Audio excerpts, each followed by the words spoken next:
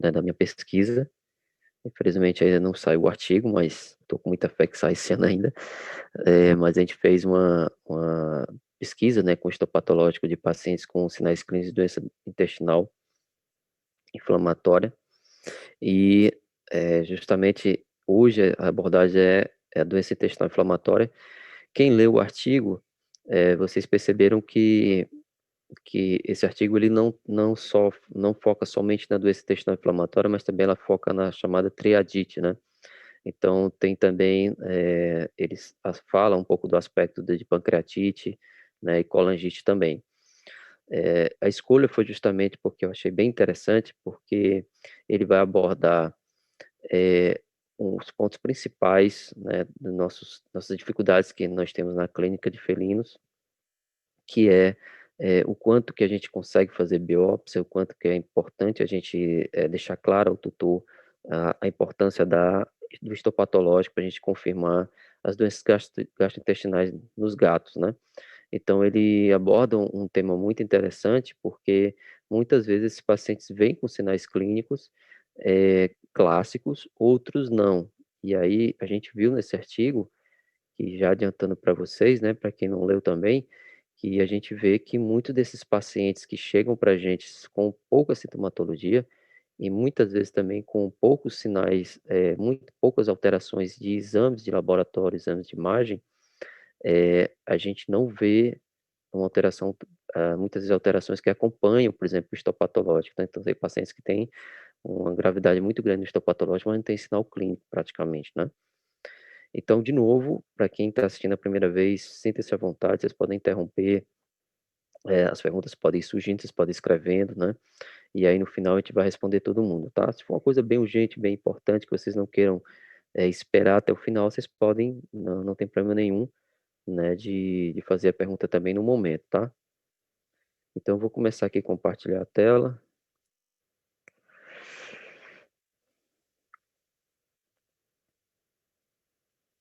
Então me confirmem se vocês estão conseguindo ver, tá ok?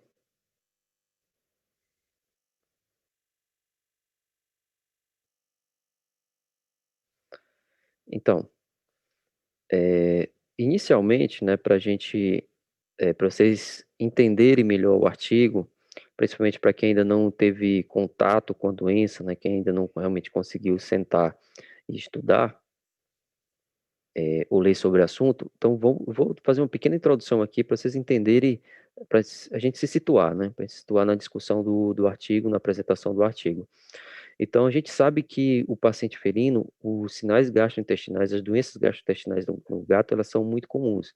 Então, se a gente fazer um ranqueamento nas principais clínicas, né, quem atende muito gato, a gente vai ver que a principal sinal clínico do gato realmente são sinais clínicos gastrointestinais.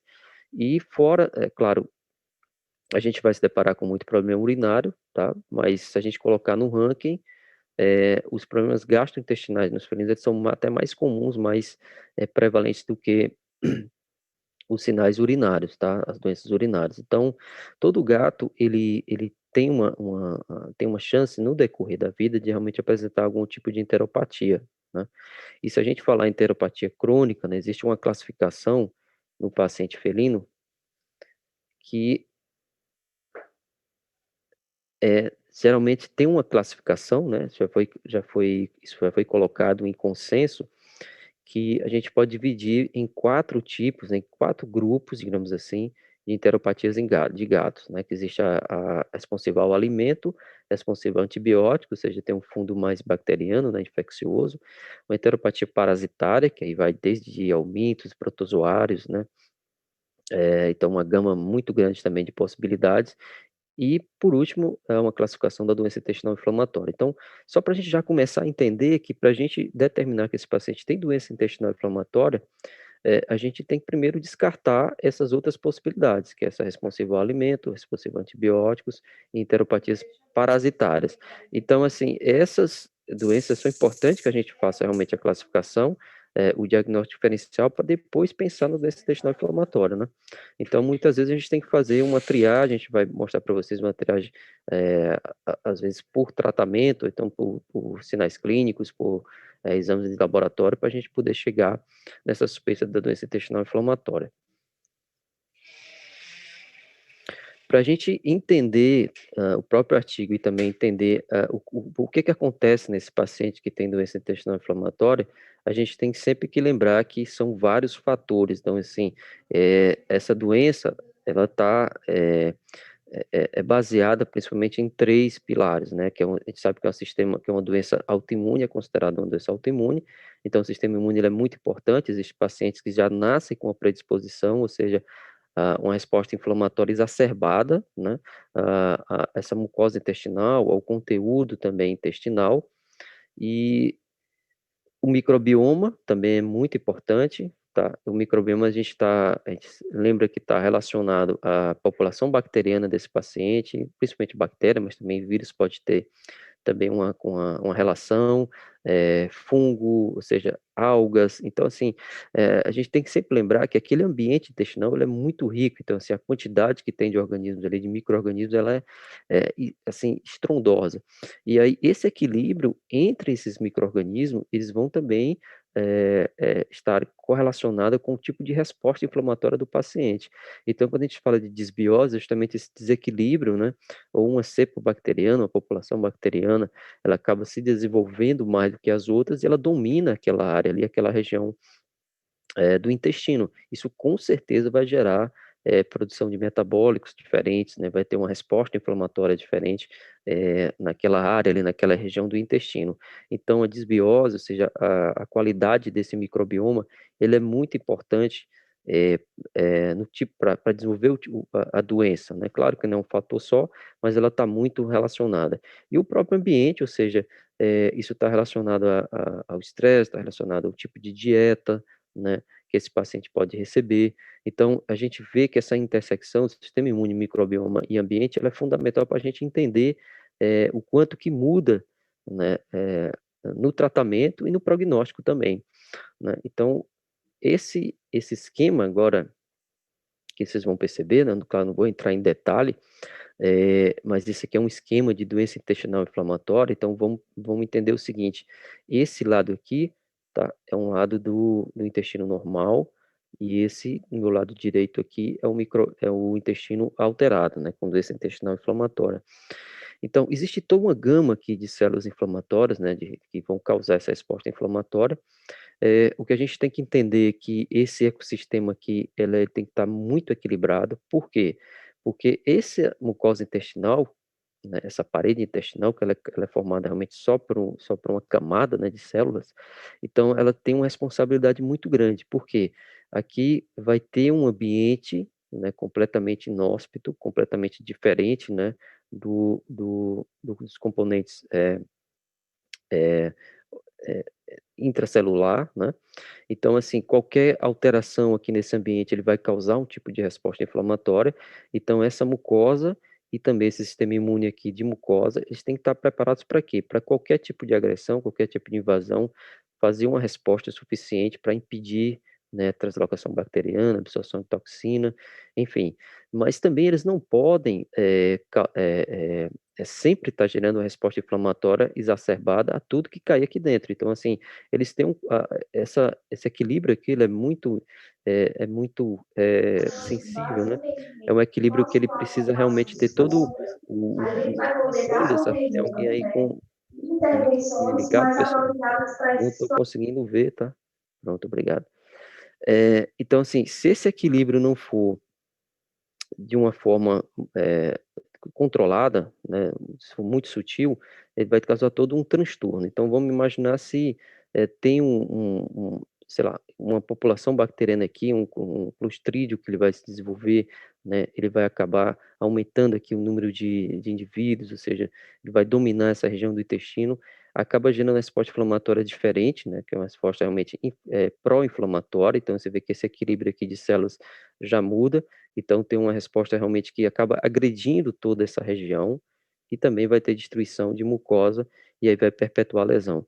A gente não tem como entender, ou pelo menos fechar, de o que foi que apareceu primeiro, se foi realmente um desequilíbrio, por exemplo, pode acontecer muitas vezes em animais jovens, de um tratamento com antibiótico oral é muito prolongado, então exacerbado, acabar alterando, né, essa população bacteriana e causar desbiose. Talvez seja o fator desencadeante, né, que aí vai gerar essa resposta inflamatória exacerbada e acaba perpetuando nessa inflamação. Mas a gente sabe que muitos dos pacientes também, eles já nascem com essa predisposição, né, com essa facilidade, digamos assim, dessa resposta inflamatória e não a resposta anti-inflamatória, e isso pode perpetuar, então vai depender da dieta, vai depender da carga bacteriana, que tipo de bactéria, né, se tem desbiose ou não, e também de fatores, como falei para vocês, fatores intrínsecos a essa resposta inflamatória anormal, né. Então existe também uma suspeita, né, existe algumas até evidências já de alterações, congênitas que podem causar, né, pode predispor esse paciente a ter essa resposta inflamatória exacerbada.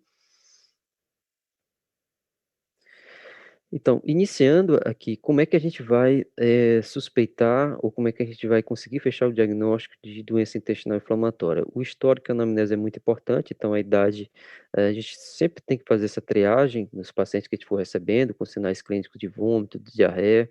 Então, claro que, por exemplo, um filhote que chega para a gente com um quadro de diarreia crônica, a gente vai pensar principalmente em parasitismo, né? Diferente de um animal idoso, de um adulto, né? Já maduro, porque, eh eh eh, a chance de ser uma parasitose no filhote é muito maior, né. Então, assim, se a gente recebe filhotes, ou então gatos jovens até de 1 ano de idade, com um quadro de diarreia ou vômito crônico, a gente tem que realmente, caprichar no diagnóstico diferencial de parasitose. Diferente, por exemplo, em pacientes idosos, que a gente vai pensar principalmente doença intestinal inflamatória e também as neoplasias. Existe predisposição racial? Sim, existe, também já está evidenciado, por exemplo, gatos siameses, os persas são comuns, os persas têm uma doença intestinal inflamatória até mais precoce, em animais mais jovens, de 1 ano e meio, né, então também chama atenção essa predisposição racial. Em relação o os sinais clínicos, né, a gente vai ver que muitos dos pacientes, eles iniciam com perda de peso, pode ser uma perda de peso, não tão evidente, né, mas a gente começa a perceber realmente, principalmente o paciente que tem diarreia, né, tem uma perda de peso, então 63 a 90% dos gatos com, a enteropatia crônica, eles vão ter perda de peso, né, então aquele gato emaciado.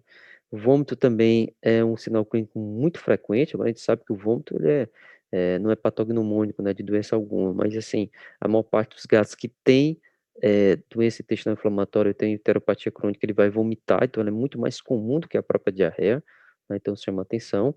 E também lembrando a vocês que o vômito, ele não é normal no gato, ele pode ser comum, né, mas a gente não considera que o vômito seja normal. Então assim, principalmente o vômito o gato que vomita toda semana, né, com frequência 1 vez por semana, então assim, a gente já considera que não seja normal. Então o vômito, ele pode ser comum, por quê? Porque é um sinal clínico comum no gato, né, mas ele não é normal. Então todo gato que vomita, convém a gente realmente investigar a causa, tá. Anorexia pode ser de 21 a 40% desses pacientes, eles vão estar, em anorexia, tá.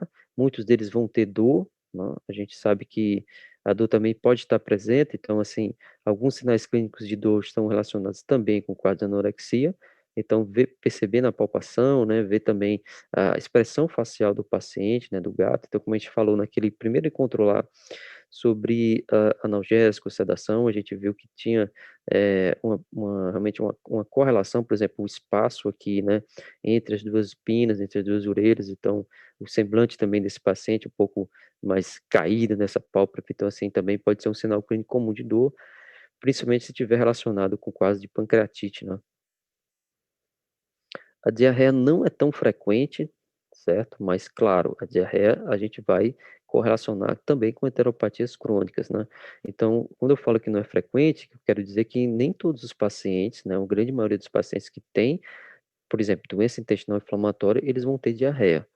Geralmente a diarreia ela vai acontecer quando uma afecção mais de intestino grosso, tá, principalmente isso, mas isso não é uma regra.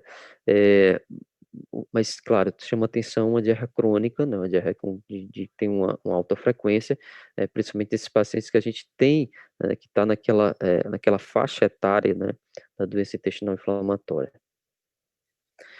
E para a gente, para o diagnóstico, é muito importante que a gente faça uma diferenciação, da diarreia do intestino delgado e diarreia do intestino grosso. Por quê? Isso vai ajudar a gente a tomar uma decisão, né, nos exames de laboratório que a gente vai pedir e também na possibilidade de fazer biópsia de histopatológico, né, que é um ponto muito importante desse artigo que a gente vai abordar hoje. Então, se a gente consegue localizar de onde vem essa diarreia, a gente também consegue convencer o tutor a quais exames que a gente vai utilizar, a gente vai focar, a gente vai afunilar esse diagnóstico, vai ficar muito mais fácil. Então, lembrando rapidamente para vocês, as características da diarreia do intestino delgado são diarreias que geralmente não têm uma frequência muito aumentada, né? Ele vai defecar mais vezes realmente, comparando com um gato que não tem diarreia, claro, mas se a gente fizer uma comparação com a diarreia do intestino grosso, o gato que tem afecção do intestino grosso, ele tem uma frequência muito grande de defecação diária. Então, são pacientes que vão de 6 vezes, 5, 6 vezes, 8 vezes, então defecam muito durante o dia. Geralmente, a diarreia do intestino delgado, ela tem uma frequência de 2 vezes ao dia, 3 vezes ao dia, é muito relativo, mas ela não tem nem comparação em relação ao intestino grosso. Então, se a frequência, né, de defecações do intestino, quando tem afecção do intestino grosso, é alta, então o volume também ele vai ser menor. Então, se a gente comparar os dois casos de afecções, o gato que tem uma diarreia do intestino delgado, ele tem um volume muito maior de fezes, né, em cada vez que ele faz a defecação. Do intestino grosso, não, são pacientes que fazem uma frequência muito alta, mas em quantidades pequenas, tá? E também está relacionado o esforço ao defecar, ou seja, o tenesmo, que é aquela posição que o gato fica, que o paciente fica, que coloca muita força, né? Às vezes até eles colocam o reto para fora e tem prolapso retal, porque colocam muita força, porque a inflamação do intestino grosso, do cólon, do reto é muito grande, então ele tem sempre aquela irritação, ele fica sempre na posição de defecar e vai fazendo pequenas quantidades em vários locais, fora da caixa de areia, né? O que isso não está presente na diarreia do intestino delgado. Então, todo gato que tem tenesmo, que é aquele aumento de frequência de defecar, força ao defecar, ele vai ter afecção do intestino grosso, tá? E aí, as fezes elas vão estar também diferentes. A diarreia do intestino grosso são aquelas fezes que são, como eu falei para vocês, pequenas quantidades, mas tem sangue vivo, tem muco, né? Aquela porção ali, como se fosse um catarro, e, e pela alta frequência, então ele vai fazer pequenas porções, né? Sempre uma diarreia que pode estar acompanhada com sangue vivo, tá? Pela até inflamação ali no final do intestino. Do intestino delgado, geralmente são fezes mais volumosas, né? Geralmente não tem sangue vivo, vai ser que se tiver sangue, vai ser aquele sangue, digamos, digerido, aquelas fezes mais escuras, né? Pretas, e não tem muco, tá? Então, assim, é uma forma da gente realmente diferenciar, que vai facilitar demais o nosso diagnóstico, a gente afunilar esse diagnóstico e realmente não perder tempo, né? Porque se a gente for tratar um gato com enteropatia crônica, diarreia crônica, então a possibilidade muitas possibilidades de diagnóstico diferencial. E também a gente sempre vai avaliar, né, que foi o que o artigo fez também, o comprometimento hepático e pancreático desse paciente. A gente pode, através de sinais clínicos, a gente pode ver icterícia, né, que aí já seria realmente um sinal principalmente de disfunção hepática, né? Essa disfunção hepática ela pode estar relacionada a vários fatores, né? Pode ser uma colangite, pode ser uma obstrução biliar, pode ser uma lipidose hepática, enfim, a gente vai ter que investigar. É, lembrando a vocês que a doença intestinal inflamatória, ela está muito relacionada com distúrbios de fígado, né, que são as colangites, ou seja, inflamações de vias biliares, e também está relacionado à pancreatite, porque essa área aqui é uma área muito íntima entre os três órgãos, né? Aqui é onde vai, que é o chamado esfíncter de Oddi, ou a papila duodenal, que é aqui que vai escoar a bile, né, através do colédoco, e também vai escoar pelo mesmo local, através do ducto pancreático, o suco pancreático. Então, essa áreazinha aqui, ó, é uma área muito comum de ter inflamações, de ter também translocação bacteriana, principalmente de Escherichia, Clostridium. Então, eles podem ascender, causar infecção tanto do trato biliar como também uma infecção em pâncreas, ou simplesmente uma inflamação, por exemplo, se o paciente tem uma doença intestinal inflamatória aqui em duodeno, com certeza essa área ela vai inflamar ao ponto até de causar obstruções aqui de vias biliares e também ao ponto de causar uma própria inflamação, né, de toda essa região aqui. Então, isso é que o artigo abordou também. Eles viram pacientes que tinham estavam correlacionados, né, inflamações de pâncreas, inflamações de fígado, inflamações de estômago. Então, isso é o que a gente chama de triadite, né, que é uma inflamação conjunta desses três sistemas que isso é bastante comum no gato, tá? Então, aqui é uma imagem, né, digamos, de realmente paciente vivo, e aí o que que a gente percebe aqui é duodeno, né, que tem pâncreas, e é justamente esse complexo aqui que vocês viram no desenho, a gente está mostrando aqui, né, vesícula biliar, aqui colédoco entrando aqui nessa região do duodeno, tá? E aqui justamente essa área que pode, né, ter toda essa inflamação para causar a tríade. Também outra imagem aqui, são imagens de biópsia, né, de gato que foi para biópsia, e aí vocês imaginam o seguinte, o quanto, ó, aqui é duodeno, tá? Aqui é o pâncreas está bem aumentado nesse paciente, e o colédoco também, aqui justamente onde passa, onde está aquele esfíncter, né? Então o colédoco ele vem aqui, ó, então ele está muito dilatado, né? Aqui é um processo de obstrução realmente de vias biliares. Então, quanto que a gente, nessa área aqui, quando inflama, vocês percebem que tudo realmente fica, segue, né? Segue o passo aqui da inflamação de duodeno, causando uma pancreatite também, uma colangite, às vezes, muitas vezes obstrução de vias biliares, certo? Então, dito isso, como é que a gente chegaria ao diagnóstico? A gente pode aprofundar esse diagnóstico, que também vocês vão ver que o artigo também abordou muito desse passo a passo aqui, né, desses exames, mas primeiro, é fundamental que quando a gente recebe um paciente com diarreia crônica, por exemplo, enteropatia crônica, vômito crônico, principalmente diarreia crônica, a gente tem que descartar as causas extraintestinais, antes de pensar em fazer uma biópsia, antes de pensar em fazer realmente um exame mais, eh, digamos, com mais sensibilidade para trato gastrointestinal. Então, uma doença que é muito comum de causar, né, distúrbio gastrointestinal é o hipertireoidismo, que aí não está relacionado com a doença intestinal inflamatória, não está relacionado com parasitismo, enfim, com desbiose, né, pode, claro, o hipertireoidismo ele pode realmente gerar uma desbiose, porque vai ter toda uma alteração de mucosa ali. Mas é fundamental, por exemplo, num paciente que a gente recebe, um paciente idoso, a partir de 8, né, 9 anos, que tem esse histórico aí de enteropatia crônica, a gente testar esse paciente, fazer uma dosagem de T4 total. Então é bem simples, é um exame simples, né? E aí a gente vai verificar se esse paciente tem hipertireoidismo. Porque tiver hipertireoidismo, não adianta, você vai ter que tratar e depois avaliar todos esses sinais clínicos, né, de enteropatia. Também, por palpação, a gente consegue perceber, dependendo do caso, geralmente a gente consegue perceber também a tireoide aumentada desse paciente. Então, numa palpação, nessa região aqui né, laringe, né, essa região aqui de cervical, a gente pode perceber o aumento de tireoide, e aí é mandatório que a gente faça também a dosagem T4 total. O hipertireoidismo, pessoal, ele faz com que exista uma hipersecreção também intestinal, né, ele mexe também ali com a fisiologia da absorção, então é muito comum ter vômito e também diarreia nesse paciente com hipertireoidismo.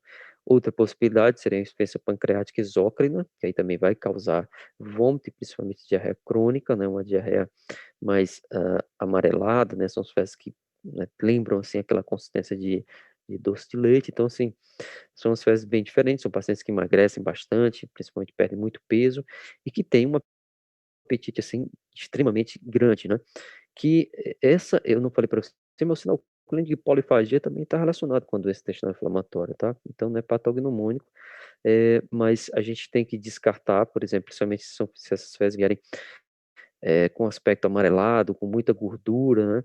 Uma diarreia de intestino delgado, e aí a gente pode realmente ter que dosar a tripsina desse paciente, pode ser a sérica, pode ser também a fecal, para a gente descartar uma pancreatite exócrina, tá? E para a gente realmente aprofundar o diagnóstico, claro que a gente vai precisar de bioquímica, hematologia, parasitológico. E vocês vão ver que no artigo ele vai abordar bastante algumas doenças, algumas enzimas, tanto enzima pancreática como também enzima hepática, né?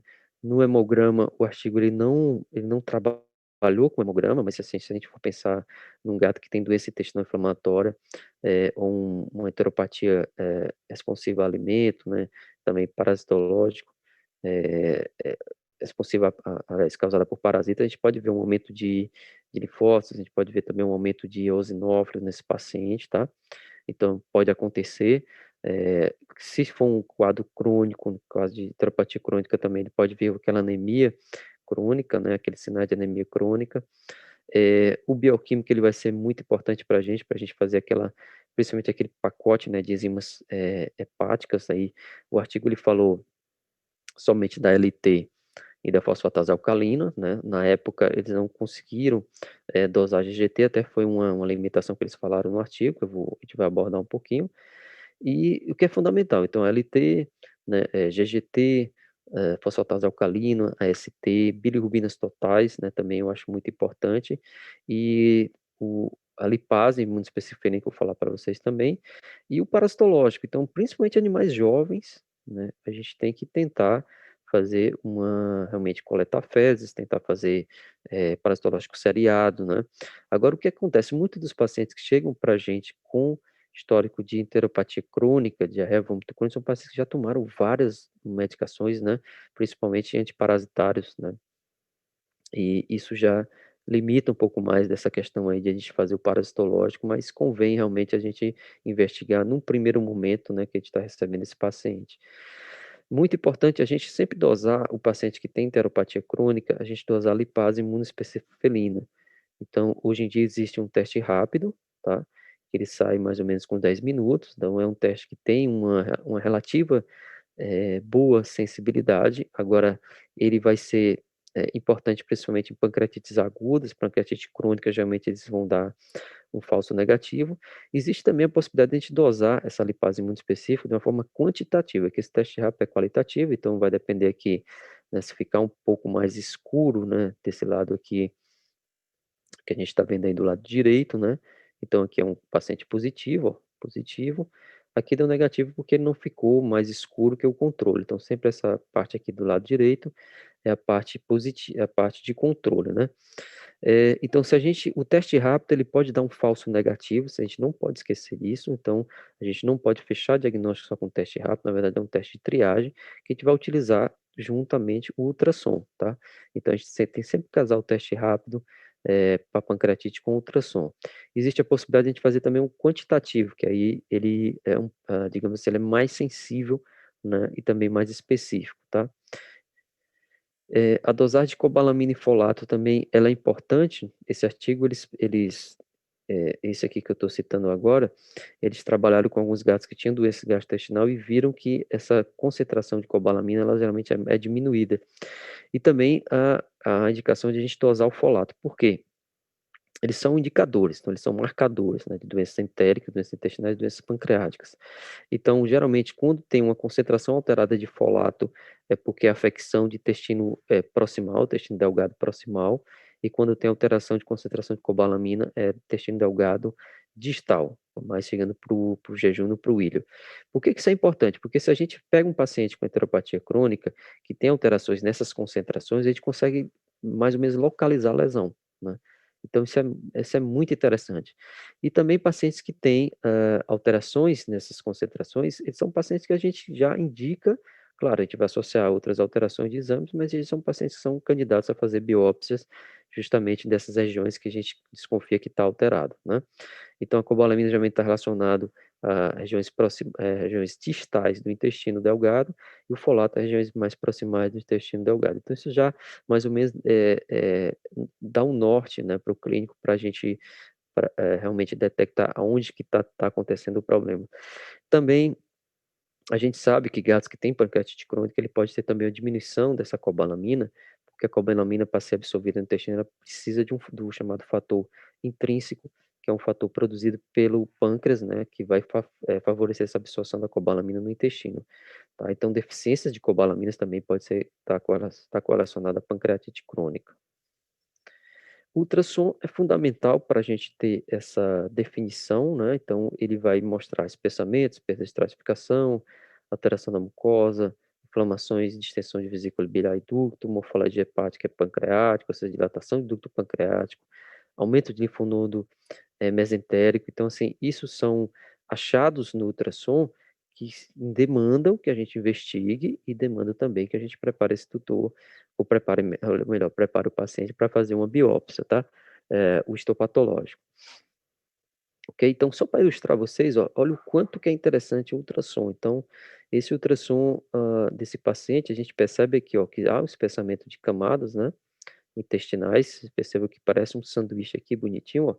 E aí já praticamente do lado, né, a gente vê toda uma desorganização dessa parede intestinal. A gente não sabe o que é mucosa, aqui a gente não entende o que é submucosa, muscular. Então, essas alterações aqui de estratificação, isso aqui é mandatório, pessoal. Esse paciente ele precisa ir para biópsia intestinal, tá? Porque isso aqui pode ser uma doença intestinal inflamatória, pode, mas como também pode ser um linfoma, a gente só consegue perceber realmente por biópsia, tá? Então, ah, o que que é importante? Primeiro, a gente pode fazer um diagnóstico terapêutico, né, que a gente vai utilizar uma dieta hipoalergênica, pode utilizar antiparasitários, pode utilizar eh vermífugos, enfim, pode utilizar o metronidazol, mas o que a gente tem que evitar nesse paciente inicialmente para o diagnóstico seria principalmente os corticoides e os antibióticos. Primeiro que o antibiótico ele vai causar, sem dúvida, uma mudança no microbioma, você pode piorar a questão da desbiose, então, a não ser que você tenha parâmetros, por exemplo, de hemograma, que tem uma leucocitose, uma neutrofilia, aliás, principalmente neutrofilia, e aí sugere que seja um processo infeccioso, né, um processo bacteriano, você poderia fazer um antibiótico. O corticoide em si, o corticoide ele já pode, esse paciente pode melhorar, mas, por exemplo, se for um linfoma, ele vai depois ter um rebote ali, depois você pode piorar, né, pode realmente aumentar a multiplicação, digamos assim, das células linfóides, e você acaba piorando o quadro de linfoma também, sem ter o diagnóstico antes, além de você mascarar.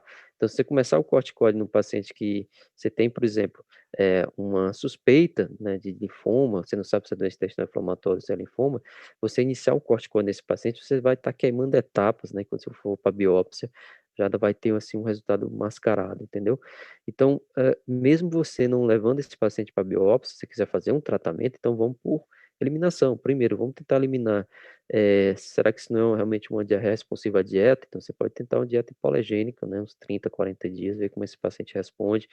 Será que não pode ser verme, é um mito, né? Então, às vezes existe realmente umas parasitoses resistentes. Então, você vê como é que foi a vermifugação, você pode repetir, você vai ter que também fazer vermifugação de contactante, entendeu? Então, tem também esse prazo. Agora, geralmente, a gente recebe pacientes que já estão com histórico muito arrastado, já tomaram vários vermífugos, já tomaram até antibióticos, né? Então, convém a gente já partir realmente para o diagnóstico definitivo, que é o que o tutor pede, né? O que o tutor quer, né?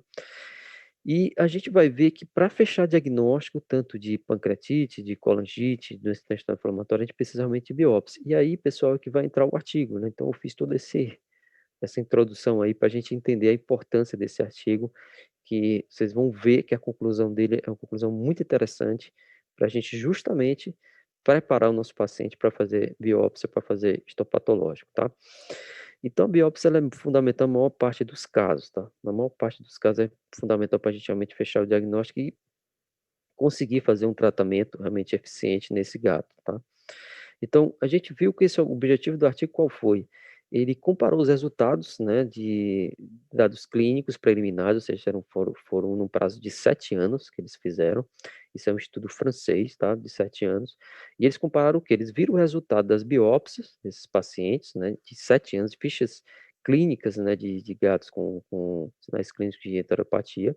Então, eles compararam aqui, ó, pegaram os resultados histopatológicos, né, todos, claro, com suspeito de doença intestinal, e que fizeram as biópsias, e aí, tanto biópsia gastrointestinal, pancreática e hepática, por celiotomia, né, então eles fizeram realmente procedimento cirúrgico, e eles compararam com o resultado de tanto os sinais clínicos que esses gatos apresentaram, como também exames de laboratório. Então, teste de função hepática, teste de função pancreática, né? Então, eles fizeram a comparação, eles correlacionaram tanto os sinais clínicos, os exames de laboratório e os resultados histopatológicos, né, para realmente ver o que que batia, né? Qual era o gato que, será que o vômito era um sinal clínico realmente que direcionava esse paciente à doença intestinal inflamatória, ou será que era diarreia, né? Será que uma ALT aumentada ou uma ALT normal ela, quanto que ela está relacionada à doença hepática, enfim, é bem interessante o, a- o propósito, né, do estudo. Como é que eles fizeram? Então, eles pegaram 38 gatos, na verdade, eles pegaram registro de mais gatos, agora teve algum, eles descartaram, por exemplo, doenças graves, doenças neoplásicas, lipidose hepática, eles descartaram também, obstrução biliar extrahepática, eles descartaram. A meu ver, eu acho que até eles realmente citaram isso, não sei se vocês viram no final, as limitações do artigo, né? A meu ver, acho que eles poderiam ter incluído esses pacientes, até para ter realmente um N maior, mas eles não quiseram incluir porque realmente são pacientes que têm os sinais clínicos mais graves, né? Então eles pegaram, né, os achados de histopatológicos, juntaram com, com os achados clínicos e de laboratório, né? Claro, e também esqueci de falar para vocês, claro que também eles correlacionaram o ultrassom, que também é muito importante. Então, começando aqui os resultados, eu coloquei 3 tabelas que eu achei interessante no artigo, né? E eu vou me ater a alguns pontos mais importantes aqui para a gente não demorar muito, o que eu achei mais interessante. Então, eles pegaram aqui, ó, sinais clínicos, que é essa primeira tabela, né? Vômito, diarreia, espessamento intestinal, icterícia e dor abdominal. E aí, o que foi que eles viram? Eles dividiram aqui essa tabela em pacientes que tinham o histopatológico normal, né? E o histopatológico demonstrou inflamação. E eu vou me ater aqui, que eu acho que vai ficar mais interessante, justamente esse paciente que tinha uma inflamação. Então, em relação ao vômito, eles viram que o vômito ele tinha uma boa sensibilidade, né, de 81%, e uma boa especificidade de 83%, ou seja, aqueles pacientes que tinham vômito era um sinal clínico importante para a gente direcionar ao gato que tem uma doença gastrointestinal, né? Isso foi quase como verdade, mas assim, a gente percebe que o vômito ele está muito presente nesses pacientes que têm alterações crônicas, né, enteropatias crônicas, seja a pancreatite, seja doença intestinal inflamatória, seja as doenças hepáticas. Então, assim, uma sensibilidade quer dizer o quê? Que o paciente que tem vômito é aquele paciente que, ou seja, o paciente que tem doença intestinal inflamatória, ele tem vômito, o vômito é um marcador importante, tá? Como especificidade, seria o paciente que não tem vômito é o paciente negativo, ou seja, o paciente negativo é o paciente que, esse paciente não tem vômito, né? Claro, ele não tem alteração, então ele não vai ter vômito. Agora, se a gente vir para cá, ó, por exemplo, aqui é o valor eh, preditivo positivo e o valor preditivo negativo. Então, assim, isso são valores, né? Eles chegam a esses valores aqui realmente por estatística, então existem fórmulas estatísticas para chegar a esse valor. Então, para a gente entender melhor, eu vou tentar resumir, porque realmente se a gente não tem um costume, né, de ler esses artigos e também o costume desses termos, a gente acaba se confundindo. Mas o que quer dizer, por exemplo, o valor negativo preditivo? Quer dizer, aqui foi 29%, então assim, é considerado um valor baixo. O que quer dizer? Os pacientes que, aliás, muitos pacientes que foram positivos, eles não tinham vômito, entenderam? Então, assim, o vômito, ele não teve um valor preditivo, um bom valor preditivo negativo, ou seja, aquele paciente que não está vomitando, resumindo, o paciente que não vomita não quer dizer que esse paciente não tenha doença gastrointestinal, né? Então, mais resumidamente seria isso. Então, percebam que esse valor de 29 não é aqui vai até 100, né? Então, um valor de 29 é um valor baixo, então quer dizer que o vômito não é um valor desculpa, o vômito não é um sinal clínico muito confiável para a gente determinar se esse paciente tem ou não enteropatia, né, crônica nesse paciente. Diarreia também mais ou menos acompanhou, né, aliás, diarreia, diarreia que não foi um sinal clínico realmente bom, né, digamos, confiável, para a gente determinar se esse paciente tem enteropatia ou não, então sensibilidade muito baixa, 45%, especificidade mais baixa ainda, e o valor preditivo negativo, ó, 6, então assim, é muito comum, pessoal, o gato que tem doença intestinal, tem doença intestinal inflamatória e não ter diarreia. Então, assim, a diarreia ele não é um sinal clínico fidedigno para a gente, né? Para o clínico realmente se basear se ele tem ou não uma enteropatia. Aqui a gente tem espessamento de alça, ó.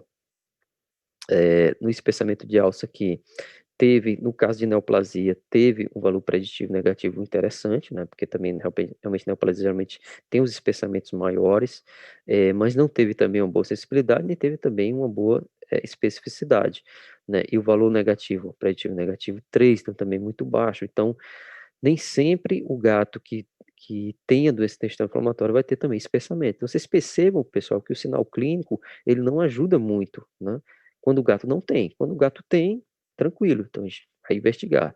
Agora, a gente não pode descartar uma doença intestinal inflamatória, uma enteropatia crônica, se o paciente não tiver vômitos, não tiver diarreia, não tiver espessamento, né, do abdominal também aqui, principalmente em relação à pancreatite, ó, também não foi, né, teve uma especificidade interessante, mas também teve uma sensibilidade muito baixa. Então, assim, nem sempre o gato com pancreatite ele vai demonstrar dor, né? Pode ser que a gente não esteja realmente fazendo diagnóstico de dor, ou pode ser que não realmente demonstre a dor. Então, para pancreatite, a dor abdominal também ela não foi um sinal clínico importante, né? Como a icterícia, como eles descartaram os principais casos de icterícia em gato, que é a lipidose, que é a obstrução biliar extrahepática, então, assim, também a icterícia não foi um bom sinal para hepatopatia, sensibilidade baixa, especificidade foi alta, tá? Ou seja, o paciente realmente que não tinha icterícia era um paciente que não tinha doença hepática, tá? Mas em compensação a sensibilidade foi muito baixa. Então, assim, resumidamente, essa tabela aqui, a gente vê que o sinal clínico, ele não ajuda muito, entendeu? O sinal clínico, ele pode te direcionar, mas o gato que não tem sinal clínico de enteropatia, você não pode descartar que ele não tenha a doença, né? Então, muitos pacientes que foram positivos no histopatológico, eles não tinham sinais clínicos condizentes. Se a gente vem aqui para essa tabela que já é com bioquímico, né? Vejam aqui, ó, a LT e a fosfatase alcalina, certo? Então, qual foi a sensibilidade da LT? 17%, da fosfatase 11%. Então, assim, muitos pacientes que eram positivos, né? Eles tinham as enzimas normais, tá? Como mostra também aqui o valor preditivo. Se a gente junta a LT e a fosfatase alcalina, aí já muda um pouquinho, então já melhora, a sensibilidade aumenta, a especificidade também, tá? Quando tem a inflamação, ou seja, tem alteração, tem colangite lá no histopatológico, também ajuda mais essas enzimas, tá? Mas observem que é, o valor preditivo ele não é muito alto, né? 48, 47. Então, assim, muitos desses pacientes que tinham colangite já ali no histopatológico, eles não tinham aumento de enzimas hepáticas, tá? Em relação aqui ao ultrassom, a ultrassom também, como eu falei para vocês, que é uma ferramenta muito importante para a gente, mas também a gente não pode se basear somente no ultrassom. Então, olha que coisa interessante aqui, ó. Nos pacientes que tinham inflamação, certo? Qual foi a sensibilidade do ultrassom? 50%, então sensibilidade baixa, especificidade também baixa, e o valor preditivo 22, ou seja, alguns gatos que tinham alterações no histopatológico não tinham alteração no ultrassom. Tá? Em relação ao fígado também, ó, valor preditivo também baixo, 38, baixa sensibilidade, 20% de sensibilidade aqui em pacientes que tinham inflamação hepática, né?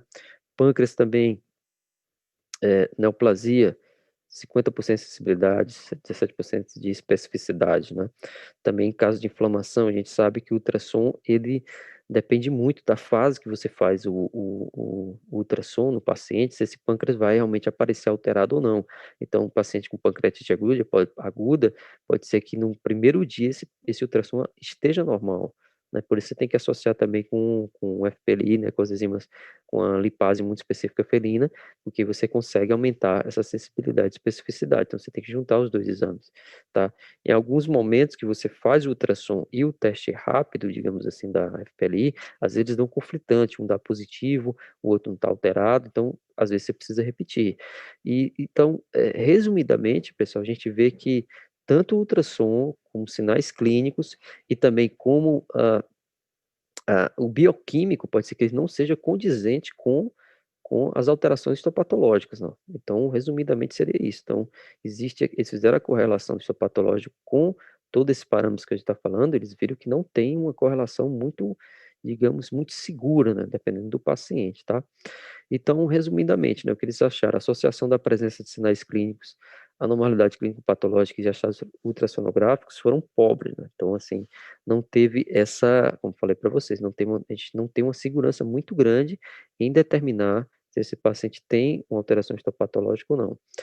E eles também, com o resultado, a menos que todos os órgãos do trato alimentar sejam coletados na celeotomia exploratória, toda a extensão das anormalidades patológicas pode ser perdida. Isso é outro problema.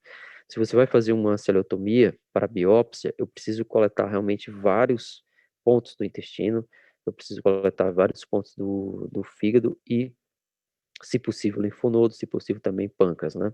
Porque só assim a gente consegue uma amostragem suficiente. Existem trabalhos que eles é, encontraram, né, demonstraram que dependendo da região do intestino que você retira, essa região ela pode estar normal. Então vamos supor, vou tirar só fragmento do jejum, esqueço de fazer do duodeno ou não faço do ilho. Então, se eu tirar esse fragmento do jejum, ele pode estar normal, sendo que esse gato ele tem até uma neoplasia no ilho ou uma doença intestinal inflamatória no ilho. Então, assim, quanto mais pontos a gente coletar na biópsia, é importante para a gente poder realmente fechar um diagnóstico, para a gente poder aproveitar o momento da cereotomia, tá? Mesmo quando os indicadores clínico-patológicos de doença hepática estão normais, as anormalidades patológicas hepáticas não podem ser descartadas. Portanto, não seria aconselhável para um clínico usar somente esses resultados para decidir contra a realização de cereotomia exploratória ou biópsia hepática. Então, infelizmente é isso, e a gente tem que conversar com o tutor justamente. Vai ter paciente com vômito crônico, que você chega, faz toda aquela bateria de exames, de enzimas hepáticas, de FPLI, de ultrassom, e vai ter um paciente ali, poxa, ele está vomitando tanto, mas quase não tem alteração, enfim, pode acontecer. Então, o que você vai ter que realmente esclarecer é com o histopatológico. É por isso que a frequência, né, que se faz, pelo menos a nossa frequência de casuística, de fazer histopatológica, ela é alta, porque a gente acaba convencendo, ou aliás, melhor, a gente acaba esclarecendo o tutor a importância de fazer a celotomia baseado em artigos como esse, entendeu? Por isso que eu achei importante mostrar para vocês esse artigo. Então, cautela ao usar ultrassom, né, abdominal para determinar se deve ou não realizar biópsia hepática, como também detectar lesões gastrointestinais. Então, pode ser que as alterações ultrassonográficas sejam muito discretas, mas já está acontecendo todo aquele processo ali inflamatório, tá? Também eles não viram complicações pós-cirúrgicas importantes, como dor, peritonite, extravasamento de conteúdo intestinal, enfim, isso tudo depende muito da técnica do cirurgião, mas geralmente são pós-cirúrgicos tranquilos, né? Não tem muita complicação. E na conclusão, eles falaram que é comum em gatos que apresentam sinais gastrointestinais, que eles tenham anormalidade histopatológica em vários órgãos simultaneamente, né, aquela questão da triadite. E os dados clínicos preliminares, incluindo sinais, resultados clínico-patológicos, ultrassom, eles carecem de precisão e não podem prever com segurança, né, quais os órgãos você deve coletar nesse material para biópsia. Então, e também, dado o fato de que a celotomia exploratória é geralmente bem tolerada, os autores recomendam como procedimento de escolha para diagnóstico de doenças gastrointestinais felinas, principalmente as doenças crônicas, né, aqueles pacientes que a gente recebe com histórico clínico muito arrastado, muitas medicações, o gato ainda vomita, ainda tem diarreia, enfim. Então, é muito importante a gente preparar esse tutor, preparar o paciente para fazer histopatológica. Então, assim, quanto mais biópsias a gente puder fazer nesses pacientes, mais a gente vai chegar ao diagnóstico e mais a gente vai conseguir fazer um tratamento efetivo e resolvendo o problema desse paciente também, o problema do tutor, ok? Então, essa aí foi a minha exposição, tá? Então, assim, quem leu o artigo, quem quiser também falar um pouco do que achou, tá? Eu acho que isso é muito importante, pessoal, vocês participarem, tá? Eu vou aqui parar aqui o compartilhamento para a gente conversar, tá? Então, alguém quer falar alguma coisa sobre o artigo antes da gente começar a responder?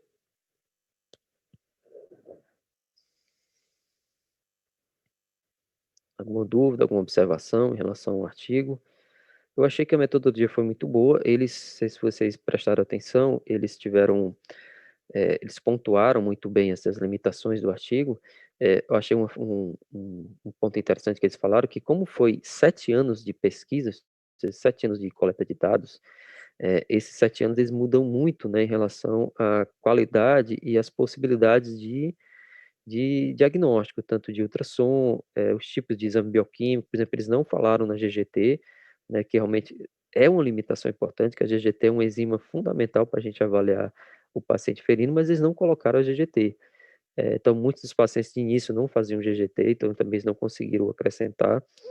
E aí também descartaram lipidose, né, descartaram obstrução biliar extrahepática, né? Enfim, eu acho que foram limitações importantes, mas que não, eu acho que não tirou o brilho assim do artigo, né? Então vamos Oi, aqui. professor, boa noite. Opa, Alexandre. Não, eu Boa só noite. queria pontuar que eu cheguei a começar a dar uma lida no artigo, eu não li ele todo, não vou mentir pro senhor. Certo. Mas, de fato, a metodologia ela é muito boa. E uma coisa que eu achei, assim, é que esse artigo foi muito bom em ser frustrante. Em ser. Cara, em ser frustrante, no Sim, sentido de que ele deixa muito claro que a doença intestinal inflamatória ela ainda é um ponto de interrogação, sim, assim, em questão de diagnóstico e de como você tem que seguir um passo a passo de como chegar na doença intestinal sim. inflamatória. É um animal que ele pode estar só emagrecendo, emagrecendo, emagrecendo e nem tem nenhum sinal de sistema gastrointestinal, não tem Exato, vômito, não tem diarreia. exato. Então, eu acho que nesse ponto o artigo foi de fato muito bom. É. Então, até, por exemplo, um paciente que tem anorexia, né, uma anorexia que a gente não consegue determinar a causa, ele pode entrar nesse quadro aí de ser uma doença intestinal inflamatória, né? Ser uma pancreatite, né? De ter uma tríade já que ainda não esteja nos sinais clínicos e alterações em laboratórios clássicos, né? Então é bem interessante mesmo. Claro que o N é muito difícil a gente, na medicina veterinária, a gente trabalhar com N grande, né? Porque é muito complicado, né? Vocês imaginam que a gente teria que ter. Também eles falaram que eles não tinham um grupo controle, né? De pacientes normais que chegaram sem sinais clínicos, entendeu? Que todos os pacientes que eles fizeram realmente biópsia é porque tinham um histórico de sinal clínico, ou seja, tinham um histórico de alguma alteração. Mas é porque é muito complicado na veterinária, realmente, a gente trabalhar com N tão grande, com procedimentos invasivos, né? Como eles fizeram, que foi biópsia, né? Mas realmente é uma doença que gera uma discussão muito grande, né? Certo? Então, a gente pode passar para as perguntas? Vamos lá, Renata.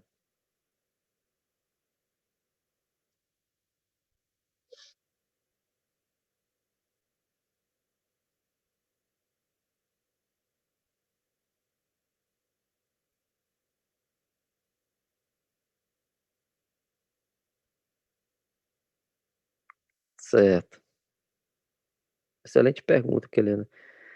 Então, hoje em dia, a gente, como falei para vocês, a gente não considera vômito normal em gato, certo? Como eu falei, é um quadro comum, mas a gente não considera normal. Claro que assim, o gato vomitou há 2 anos atrás. Tudo bem, né? Um ano, sei lá. Mas até a questão de vomitar bola de pelo, por que que o gato vomita bola de pelo? Isso não é porque não é porque o gato tenha o costume de fazer grooming, de se lamber. Não, todo gato faz grooming, né? Todo gato ele se lambe. Então, por que que só alguns vomitam bola de pelo? A suspeita sempre é que esse paciente ele não tem um trânsito gastrointestinal normal, ou seja, ele tem um esvaziamento gástrico, né, um trânsito intestinal lento, entendeu? Que isso é um sinal clínico de inflamação gastrointestinal no gato. Então, a maior parte dos gatos que têm doença intestinal inflamatória ou têm distúrbio gastrointestinais, o que que acontece? O trânsito fica mais lento, então o esvaziamento gástrico diminui, né, o peristaltismo diminui, né? Então, isso é um sinal clínico muito comum no paciente que tem, não é só doença intestinal inflamatória, mas qualquer enteropatia, digamos assim. Então, se o gato vomita muita bola de pelo, é porque realmente ele tá acumulando muito pelo, né? Então, isso não é normal. É, claro que também você tem que levar em consideração, por exemplo, o gato que tem muito prurido, né? Que ele se lambe demais, ele está com dermatite, pode ser uma dermatite parasitária, pode ser uma dermatite alérgica. Então, esse paciente que ingere muito pelo, claro que ele tem uma predisposição de realmente juntar mais pelo nesse estômago e até vomitar mais bola de pelo. Mas sempre você tem que investigar o porquê que esse gato está vomitando tanta bola de pelo. Porque não é normal ele vomitar bola de pelo, né? Isso não é para ser, digamos assim, um achado normal do gato, né? Então sempre tem que se investigar, tá? Geralmente está relacionado, como falei, uma diminuição do tempo, né, de esvaziamento gástrico, diminuição do trânsito gastrointestinal, certo?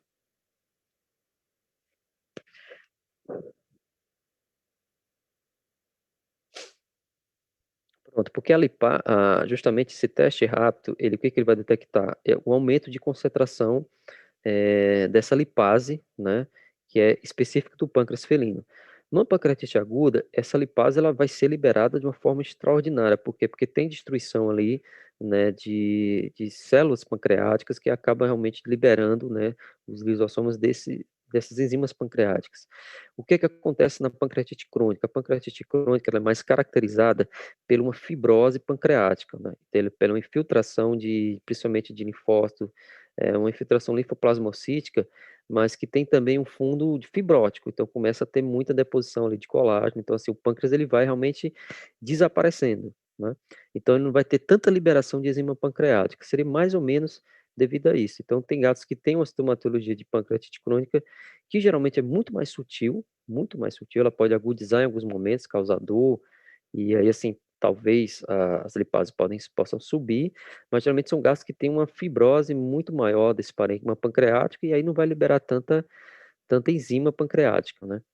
Então são geralmente pacientes que não são urgentes, né, ele vai arrastando vômito, vai arrastando inflamação naquela região, mas não tem aquela sintomatologia clínica realmente aguda, né, de pancreatite, né, de emergência, de urgência.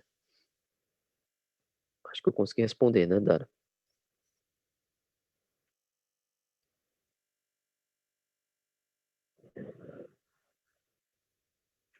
É, tem uma indicação de você, eh, a gastro ela vai diferenciar um pouco da hipoalergênica, porque, eh, a composição proteica ela é uma composição, assim, digamos assim, mais fácil de gestão, né. Mas ela em determinados casos ela pode ajudar, mas para tratamento e também para triagem, para a gente determinar se tem um fundo aí alimentar, de hipersensibilidade alimentar, realmente tem que ser a hipoalergênica, né.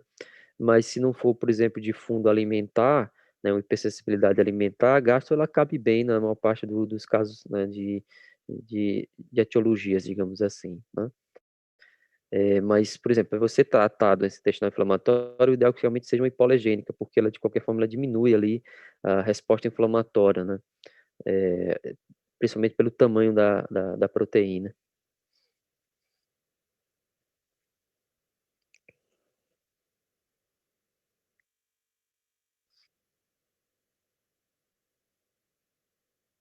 Então, isso vai depender muito do caso, se é um paciente que só tem doença intestinal inflamatória, ou se é um paciente que tem triadite, vai depender realmente se você conseguiu fazer o histopatológico, mas inicialmente são pacientes que precisam de acompanhamento mensal, principalmente em relação à parte nutricional, à parte do peso, né, da dieta, e também da resolução da diminuição desses focos inflamatórios.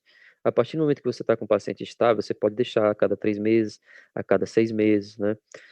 Tem um grande problema, porque, assim, você chega toda aquela triagem, todo aquele diagnóstico diferencial, chega na biópsia, e você faz a biópsia e dá, por exemplo, uma doença intestinal inflamatória.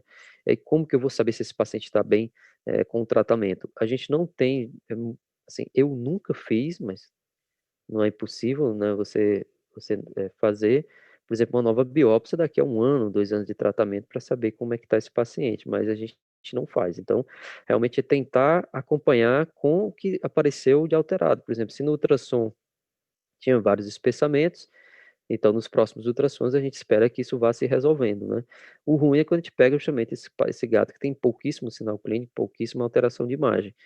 E aí a gente vai acompanhar, né, com principalmente o que o tutor fala. Então são pacientes que têm que diminuir a frequência de vômito, tem que voltar ao peso normal, ser abaixo do peso, né, o apetite também normalizar, então fica né, o acompanhamento ele vai depender muito de cada caso.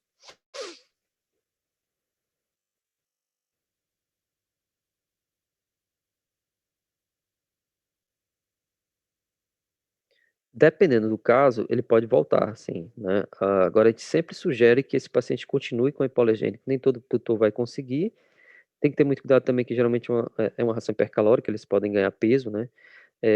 Também tem alimentação que esse gato ele tem que gostar da hipoalergênica, mas muitas vezes a gente volta realmente para a ração anterior. Se for um caso do intestino inflamatório, a gente nunca recomenda que se volte, né, à ração que ele sempre comeu. A gente mude para uma ração, né, que não tenha o ingrediente que tinha antes, entendeu. Mas pode sim, você pode fazer um manejo, tem alguns tutores que procuram, por exemplo, alimentação natural, claro que isso aí tem que ser, acompanhado pelo nutrólogo veterinário, né, mas tem a opção de você tentar mudar realmente a tirar a hipoalergênica, mas se puder, eu sempre recomendo que continue a hipoalergênica para o resto da vida mesmo.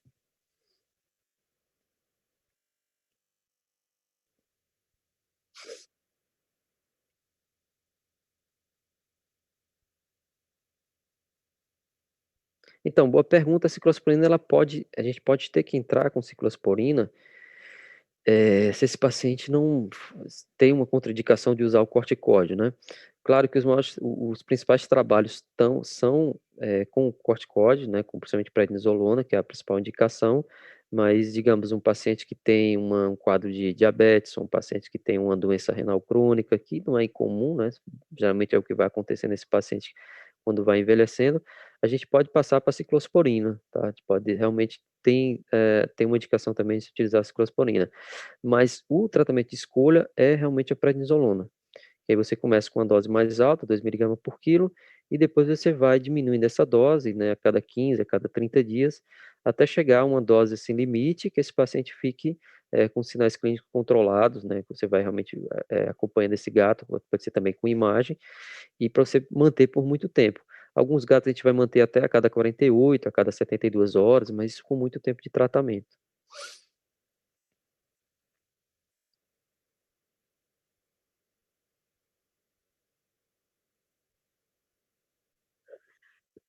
Então, quando você não tem, eh, então deixa eu entender, querendo então se fez a biópsia, né, se fez a biópsia e não deu conclusivo, aí é um grande problema.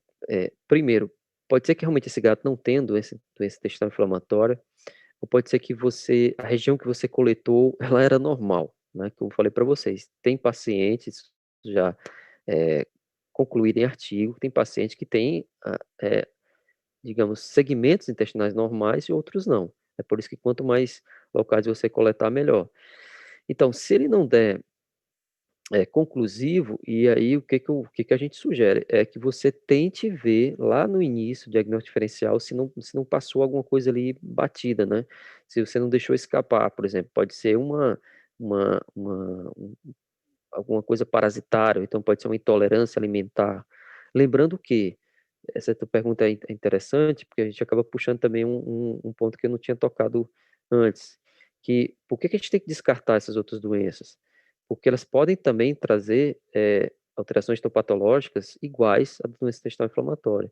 Por exemplo, se eu tenho um gato que tem hipersensibilidade alimentar, né, que por componente da dieta, ele pode ter também alterações inflamatórias muito parecidas, histopatologicamente falando, com a doença intestinal inflamatória. Então eu posso ter paciente com uma intolerância à dieta, que eu faço uma biópsia e dá alteração semelhante, né. Então isso é muito importante que a gente descarte, parasitismo, descarte, hipersensibilidade alimentar, certo, antes de fazer a biópsia. E aí se a biópsia não for conclusiva, então convém a gente fazer, né, voltar um pouco atrás e tentar descartar essas outras possibilidades, né. Até entrar com corticóide. Então, se eu faço uma dieta de eliminação, né, eu faço um controle parasitário, mais abrangente, digamos assim, tem que ter muito cuidado com os contactantes, né, tratar os contactantes concomitantemente, né, ter cuidado com a caixa de areia, né, ter, assim, uma higiene maior do tutor em relação a isso, tá. Mas realmente, assim, eu digo para vocês, é frustrante, né, quando a gente faz. Já aconteceu em algum momento, né, de a gente fazer o histopatológico e não dá aquela alteração que a gente esperava, né. Mas geralmente o que eu penso é que eu não consegui realmente fazer uma amostragem, digamos, suficiente, e realmente é frustrante porque passou pela cirurgia, passou pela, enfim, todo aquele protocolo, né, de conversar com o tutor, tá, mas infelizmente pode acontecer. Ah, sim, acabei não respondendo qual outro exame, né. Então a gente você pode fazer, cobalamina, pode fazer o folato, né. Lembrar sempre de fazer aquele que eu já falei para vocês, o bioquímico completo, né, a lipase específica também é muito importante. Você tem que descartar, se for de diarreia crônica, a pancreatite exócrina, né, que ela não é tão incomum, né, no paciente, aí você vai pegar um paciente já adulto, né, que tem um histórico de perda de peso, tem aquela a esteatorreia, né, aquelas fezes diarreicas, bem gordurosas, né, então isso também chama atenção, tá.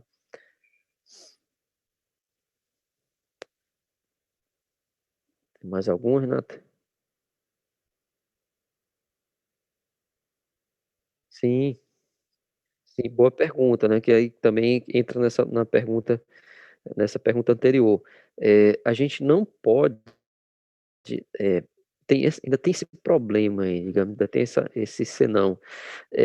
O gato que tem uma doença intestinal inflamatória, aquela histopatológico clássico, naquele infiltrado, né, de linfócitos ali principalmente na mucosa, né, intestinal.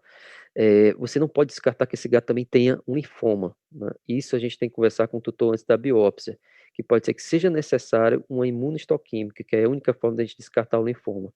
Então, assim, pegando a pergunta da Kellyanne, então, se não for conclusivo, nessa questão de diferenciar se é linfoma ou se é doença intestinal inflamatória, você tem que ir para o imunohistoquímico, né? Então, também é comum de fazer imunohistoquímico nesse paciente, que o tutor tem que saber, porque aí vai ser um pouco mais caro o histopatológico, né, que é o exame à parte. Então, assim, quando que a gente fica naquela dúvida? Quando tem muitas alterações, por exemplo, um espessamento bem importante de parede, um aumento de linfonodo mesentérico, tá? Então, se faz o histopatológico e fica naquela dúvida se é doença intestinal inflamatória ou se é linfoma de células pequenas, que é o que confunde, né? E aí que a gente realmente tem que partir para o imunohistoquímica, tá? Também ele vai fazer parte aqui para o diagnóstico diferencial.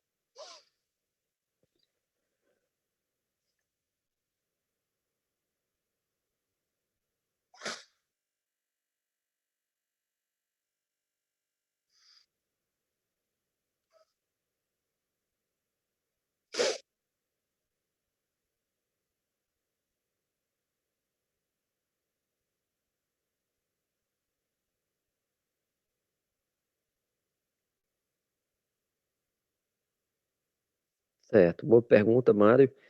Então, a gente sabe que aquele tripé, né, que eu falei para vocês lá no começo, a dieta, ela cai em relação ao ambiente. Então, assim, o que a gente sabe, uma dieta muito, muito variada, por exemplo, várias marcas de rações, né, com vários tipos de ingredientes, com vários tipos de aditivos, de conservantes, com certeza ele vai predispor ainda mais esse paciente a ter uma hipersensibilidade ou até desenvolver realmente uma resposta de doença intestinal inflamatória. Então, assim, a composição da dieta, ela é muito importante também, porque a gente sabe que tudo que cai ali no intestino pode gerar uma resposta inflamatória, isso é uma coisa que a gente não consegue prever. E também cai em relação à desbiose, né? A gente sabe que existem alimentos que você consegue selecionar determinado tipo de bactéria intestinal com determinado tipo de alimento. Então, por exemplo, dietas que são mais ricas em ômega 3 são dietas que favorecem ao crescimento de bactérias, digamos, benéficas a essa flora, a esse microbioma, né? Então, dietas pobres em proteína de baixa qualidade, como você falou, dietas pobres em ômega 3 e ácidos graxos também, eles vão predispor esse paciente a ter, principalmente o que já tem, né, aquela predisposição congênita, ele pode ter também, pode piorar essa questão do desequilíbrio e desencadear a doença até mais cedo, né? E em relação ao artigo, realmente eles citaram muito pouco. Alguns artigos do Jornal de Medicina Feminina, eles têm um anexo que eles colocam essas tabelas, essas informações que iriam ficar muito grande para colocar no artigo, eles acabam colocando em anexo, tá? Nesse, eles não têm essas informações, né, de anamnese. Realmente, eles pecaram, também concordo, que eu acho que poderia ter dado, pelo menos assim, na metodologia, eles poderiam ter esclarecido um pouco mais ali o que que eles acharam, né, nesses pacientes de anamnese. Acredito que por ser muito tempo, né, de 7 anos ali que eles coletaram esses dados, talvez ficou uma coisa muito irregular, né, em relação à anamnese.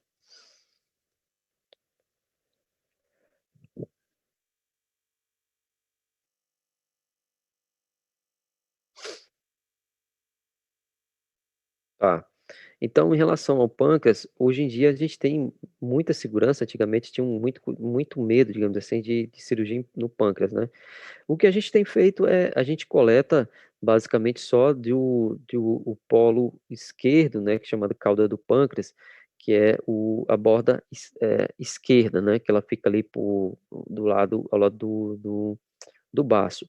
Por quê? Porque é uma área mais livre, né? Uma área que tem pouquíssima dificuldade de você fazer de você coletar. A gente faz realmente a técnica de como se fosse uma guilhotina, um estrangulamento, ou seja, vocês imaginam que tenha, podia até mostrar depois o vídeo para vocês, eu posso botar no grupo, que aí vai ficar mais didático. Então, assim, deixa eu voltar um pouquinho aqui a apresentação, que vai ficar melhor aqui de mostrar a vocês.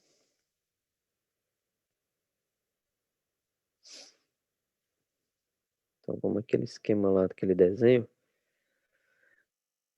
Tá compartilhado, não tá? Ó, essa área aqui, que é colada no duodeno, que é a cabeça do pâncreas, né, que é a extremidade do lado direito. Aqui é uma extremidade muito mais complicada de você fazer a coleta, né, você tirar a amostra aqui, porque aqui é realmente muito íntimo, irrigação, tudo é bem coladinho aqui. Aqui eu só vou remover se tiver lesões, se tiver, por exemplo, nódulos, né, realmente alterações bem grosseiras aqui de parênquima, a gente vai e tenta remover aqui, eu vou fazendo como se fosse alguns wolfs, né, pontos separados ao redor da área que eu quero remover e faço uma incisão aqui, um debridamento, às vezes até com pinça hemostática que tira essa área. Agora, essa aqui que é chamada cauda do pâncreas, que é o lado esquerdo, é uma área assim bem solta, né? Eu não tenho uma imagem aqui, mas eu posso depois mostrar para vocês e colocar no grupo. Então aqui é bem fácil encontrar, e aqui o que eu faço? Eu jogo um laço aqui com um fio, né? Geralmente fio absorvível, e aí faço um laço aqui, acosto o meu nó, né, aperto o nó, e aqui essa área, é como se eu já faço a hemostasia para remover esse fragmento aqui. Então, eu removo esse fragmento, coloco o aumento por cima, pronto, está feita a biópsia, bem rápido. Quando a gente faz biópsia pancreática, geralmente a gente cuida um pouco melhor, assim, do analgesia pós-cirúrgica. Aí você vai fazer o opioide com certeza, você pode fazer infusão com fentanil, mas assim, é coisa realmente de 2 horas, 3 horas depois, você já libera esse paciente da infusão contínua ou da infusão contínua com fentanil ou metadona. E aí vai para casa com opioide, né? E também o que a gente tem feito, a gente faz uma solução com bupivacaína e solução fisiológica, a gente joga dentro da cavidade abdominal antes de dar o último ponto de sutura da muscular. Então, assim, não tem complicação, tá? O ruim de você fazer biópsia pancreática, qual é o risco? É você fazer nos casos de pancreatite aguda, que não tem recomendação. Então, toda pancreatite aguda você tem que tratar clinicamente e depois ver a possibilidade, se precisa ou não, de fazer biópsia. A maior parte das biópsias pancreáticas são pancreatite crônica, ou então, quando a gente vai fazer biópsia fazer a cerotomia, por exemplo, para justamente tirar fragmento de intestino, a gente aproveita e tira fragmento de pâncreas, tira fragmento de fígado, né? A gente faz realmente a gente aproveita a situação para poder tirar. Quanto mais fragmentos em pontos diferentes a gente fizer melhor. Porque é aquela questão, pode ser que você tire de uma área que esteja normal, né? Aí é uma frustração só, entendeu? Mas geralmente é tranquilo a biópsia pancreática,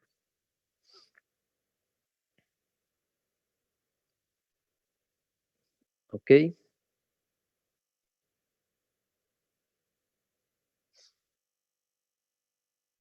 Disquesia e tenesmo. A disquesia, ela tá mais, a disquesia, digamos assim, ela faz parte do tenesmo, entendeu? O tenesmo, assim, ele é um pouco mais abrangente, né? Pelo menos é pelo que eu entendo. A disquesia, ela é relacionada realmente, principalmente com a dor ao defecar, né? Ao quadro de dor, dificuldade ao defecar, que aí faz parte do tenesmo. O tenesmo, ele digamos assim, ele semiologicamente, ele engloba isso aí, né? A disquesia, é, a, a, é, melena, no caso, né? Aliás, hematoquesia, né? Que é as fezes com sangue vivo, né? Então, a disquesia, ela faz parte ali do complexo do tenesmo, que é a dificuldade ao defecar, certo?